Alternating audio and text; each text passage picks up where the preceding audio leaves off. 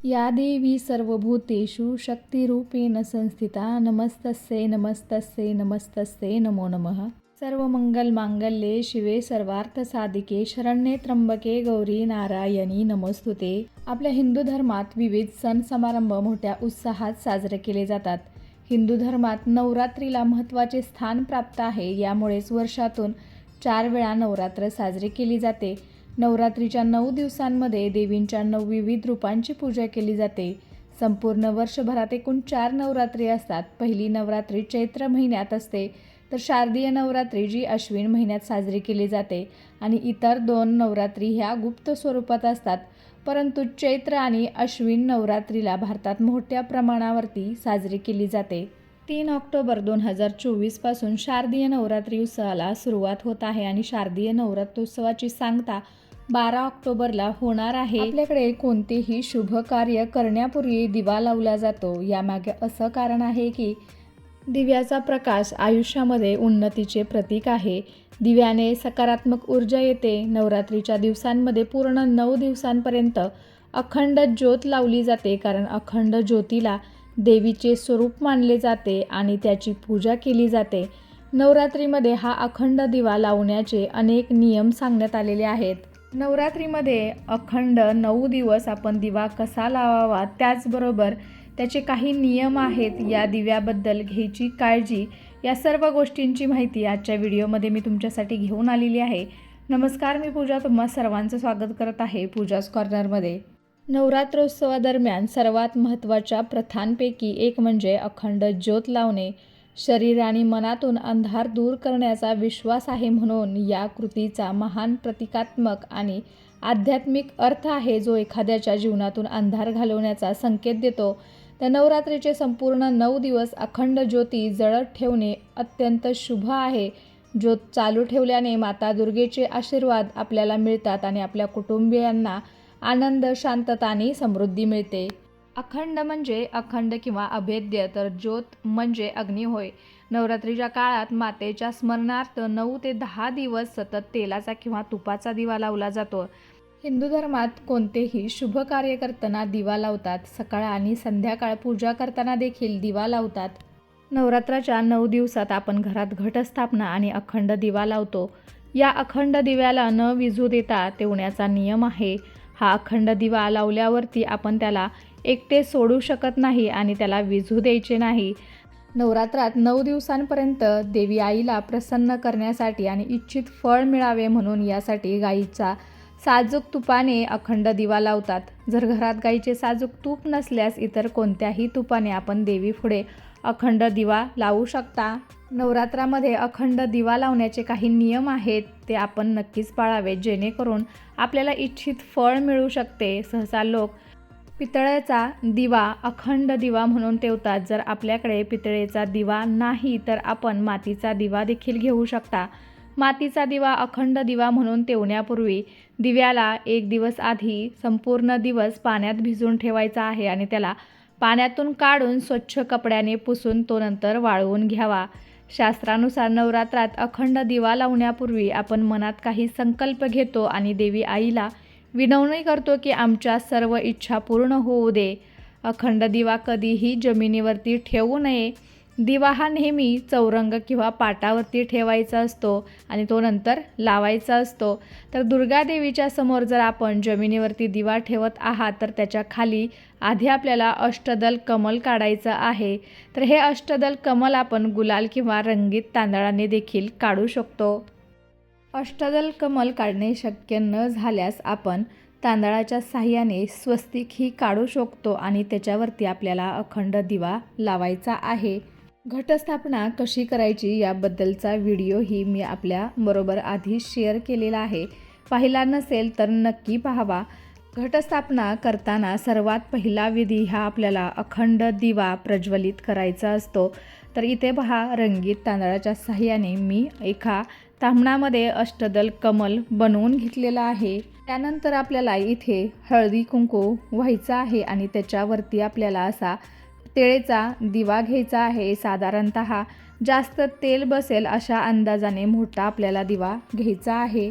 अखंड दिव्याची वात देखील महत्त्वाची असते. ही वात रक्षासूत्र म्हणजे कलावापासून बनवलेली असावी किंवा आपल्याला या दिवसांमध्ये असा कापूस मिळतो तर त्या कापसापासून आपल्याला 1.25 हात मापाचा हा रक्षासूत्रचा वापर करायचा आहे. पूजेत वापरला जाणारा कच्चा कापूस घेऊन वात वळतात आणि ही वात दिव्याच्या मध्यभागी आपल्याला ठेवायची आहे.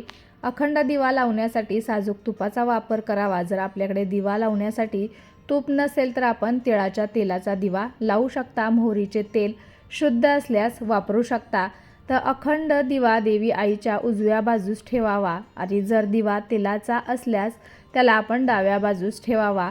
दिव्याला वारं लागू नये म्हणून त्यावरती आपण काचेचं झाकण ठेवू शकता.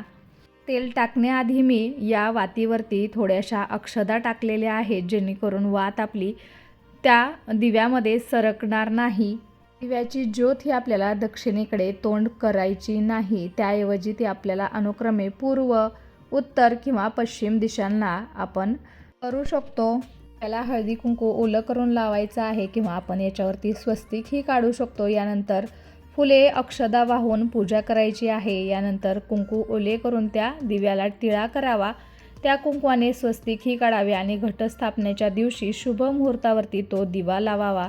दिव्याची वात सरळ किंवा आपल्या बाजूला असेल अशा पद्धतीने दिव्यामध्ये वात घालायची आहे आणि दररोज सकाळ संध्याकाळ त्या दिव्यामध्ये तेल घालायचे आहे, याची आपल्याला काळजी घ्यायची आहे. आपण जो अखंड दिवा लावणार आहोत त्या दिव्याला सकाळ संध्याकाळ आपल्याला नैवेद्य दाखवायचा आहे. जर वारा लागून दिवा विझला किंवा चुकून जरी दिवा विझला तर काय करावे हा प्रश्न सगळ्यांच्याच मनामध्ये येतो. तर सर्वात प्रथम आपण दिवा विझणार नाही याची आपल्याला काळजी घ्यायची आहे आणि चुकून जर दिवा विझला तर देवासमोर बसून हात जोडून देवाला क्षमा याचना करायची आहे. चूक भूल झाली, मला क्षमा करा अशी आपल्याला प्रार्थना करायची आहे. त्यानंतर तो पुन्हा आपण प्रज्वलित करायचा आहे. आपल्याकडून दिवा विझला आहे, अपशकुन झाला आहे असा मनामध्ये विचार आणायचा नाही. पुन्हा दिवा प्रज्वलित करून तो दिवा विझणार नाही याची काळजी घ्यायची आहे. मनामध्ये कोणताही नकारात्मक विचार करायचा नाही. अखंड दिवा देवी आईच्या उजव्या बाजूस ठेवावा. जर दिवा तेलाचा असल्यास आपण डाव्या बाजूस ठेवावा. दिव्याला वारं लागू नये म्हणून त्यावरती आपण काचेचं झाकण ठेवायचं आहे. ईशान्य कोण म्हणजेच उत्तर पूर्व दिशा याला देवीचे स्थान मानतात, म्हणून अखंड दिवा म्हणजेच आग्नेय कोणात ठेवणं शुभ मानलं जातं. लक्षात ठेवा की पूजेच्या वेळी दिव्याचं तोंड पूर्वीकडे किंवा उत्तरेकडे असावं. अखंड दिवा तेवण्यापूर्वी हात जोडून श्री गणेश, माता दुर्गा आणि भगवान शंकराची पूजा करावी. दिवा लावताना मनातल्या मनात आपल्या इच्छेबद्दल विचार करा आणि देवी आईला विनवणी करा की पूजेच्या सांगतासह माझ्या सर्व इच्छा पूर्ण व्हाव्या. अखंड दिवा लावताना आपण काही मंत्र बोलायचा आहे. ओम जयंती मंगला काली भद्रकाली कृपालिनी दुर्गा क्षमा शिवा धात्री स्वाहा स्वधा नमस्तुते. त्याचबरोबर आपण शुभं करोती कल्याणम आरोग्यम धनसंपदा शत्रुबुद्धी विनाशाय दीपज्योती नमस्तुते हाही आपण मंत्र बोलू शकतो. जर अखंड दिवा आपण घरामध्ये लावत असाल तर घरामध्ये सकारात्मक वातावरण असायला हवं. घरामध्ये कोणतेही अपवित्र गोष्ट ठेवू नका. या काळात ब्रह्मचर्याचे पालन करावे. तसेच 9 दिवस घरामध्ये मांसाहार करू नये. अखंड दिवा तुम्ही घरामध्ये ठेवत असाल तर ती ठिकाण स्वच्छ असावे. ते घरातील शौचालयाच्या आसपास दिवा नक्कीच ठेवू नये. तर हा अखंड दिवा 9 दिवस असाच तेवत असल्याकारणाने बऱ्याच वेळा दिव्याला म्हणजे ज्योतीला काजळी पकडते. तर ही काजळी आपण दिवा न विझू देता कशी काढायची, त्याचबरोबर जर दिवा विझलाच तर काय करावं याविषयीची माहिती मी तुम्हाला थोडक्यात देते. तर आपण जो अखंड दिवा तेवत ठेवलेला आहे त्याच्यामध्ये अशी एक वात सर्वप्रथम त्या तेलामध्ये आपल्याला बुडवून घ्यायची आहे आणि ती वात त्या ज्योतीलाच आपण प्रज्वलित करून घेणार आहोत आणि एका छोट्याशा दिव्यामध्ये ती आपण बाजूला ठेवून द्यायची आहे. जर आपल्याला दिव्यामध्ये काजळी खूप पकडलेली असं दिसलं तर काजळी आपण कोणत्या पद्धतीने काढू शकतो हे तुम्हाला मी दाखवते. तर आपल्याला जी वात आहे ती एखाद्या छोट्याशा सुईच्या साहाय्याने अशी वरती काढून घ्यायची आहे. अलगदरित्या आपण ही वात वरती अशा पद्धतीने नक्कीच वरती घेऊ शकतो. त्याचबरोबर जी काजळी आलेली आहे तर एखादी छोटीशी कात्री जी आपल्या किचनमध्ये फक्त आपण यूज करतो किंवा जी नवी असेल अशा कैचीचा उपयोग करायचा आहे आणि अशा पद्धतीने ही काजळी आपल्याला काढून घ्यायची आहे। तर वातीमध्ये फूल बनणं याचाही व्हिडिओ मी तुमच्याबरोबर शेअर केलेला आहे। जर असं आपल्या वातीमध्ये फूल बनलं असेल तर ते आपल्याला एका पात्रामध्ये किंवा भांड्यामध्ये वाटीमध्ये काढून घ्यायचं आहे।